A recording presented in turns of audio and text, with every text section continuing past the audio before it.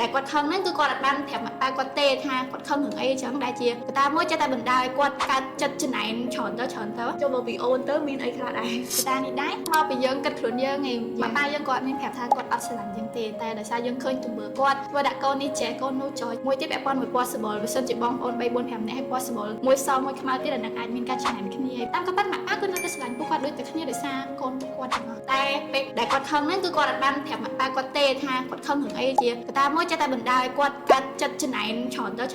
តែពេលជួបរឿងចឹងបើសិនជាគាត់បាក់ចិត្តទូលាយនិយាយមួយគ្រួសារគាត់វាដល់ clear អស់ហើយវាអត់មាននៅសល់ឲ្យធ្វើគាត់ច្នៃគ្នាមិនស្រាប់ដល់ហ្នឹងហើយបញ្ហាទាំងអស់នេះមិនមែនជាបញ្ហាតូចទេណាបើកាលណាដោយអូននិយាយចឹងបើសិនជាយើងអត់លើកយកមកនិយាយគ្នាទេនៅគុំតិចដងរហូតដល់មានគ្រួសាររៀងខ្លួនពេលខ្លះទុកម៉ែឲ្យឪចោលបើនេះថាគ្រួសារហ្នឹងបាត់ភាពកក់ក្ដៅទឹកចិត្តឪពុកម្ដាយមានអីក្រៅពីស្រឡាញ់កូននិងចង់ឃើញកូនហ្នឹងមានក្តីសុខគឺគាត់អត់ចង់បានលុយកាក់ឬក៏ទ្រព្យសម្បត្តិអីទេហ្នឹងគឺគាត់ចង់ឲ្យជុំគ្នាមើលទៅទទួលបានភាពកក់ក្ដៅចំណាំថាពេលដែលយើងនៅស្រុកឪពុកម្ដាយពេលញ៉ាំបាយតែងតែហៅកូនមកញ៉ាំជុំគ្នាហើយក្នុងឱកាសបុណ្យមួយគាត់ចង់ឲ្យកូនជួបជុំគ្នាហើយយើងបានញ៉ាំអាហារជុំគ្នាចឹងទៅគឺគាត់មានក្តីសុខខ្លាំងប៉ុន្តែមានមួយចំនួនតូចដែរម៉ែឪខ្លះគឺរើសអើងកូនឧទាហរណ៍ថាកូននឹងខ្មៅក៏ក្រិចអាចមានមួយចំនួនគិតអញ្ចឹងដែរប៉ុន្តែភាគច្រើនគឺអត់សូវមានទេអញ្ចឹងអរគុណបងប្អូនអរគ្នាបើសិនជាបងប្អូនដែលកំពុងតែជួបទៅលើបញ្ហាបែបហ្នឹងអាច comment បញ្ចេញមតិយោបល់ឬក៏លើកទឹកចិត្តគ្នាទៅវិញទៅមកព្រោះខ្ញុំជឿថាគឺមានច្រើនជួបទៅលើបញ្ហាណែនគ្នាបងប្អូនឯងឬក៏កើតជាចំនួនគេហៅថាគំនុំគ្រួសារដែលធ្វើឲ្យយើងបែកបាក់អត់អាចជួបគ្នាវិញបានពេលខ្លះខែបុណ្យខែទានក៏អាចទៅជួបមុខគ្នាបានដែរចង់ជួបម៉ែតែអត់ចង់ជួបបងប្អូនសុខចិត្តអត់ទៅ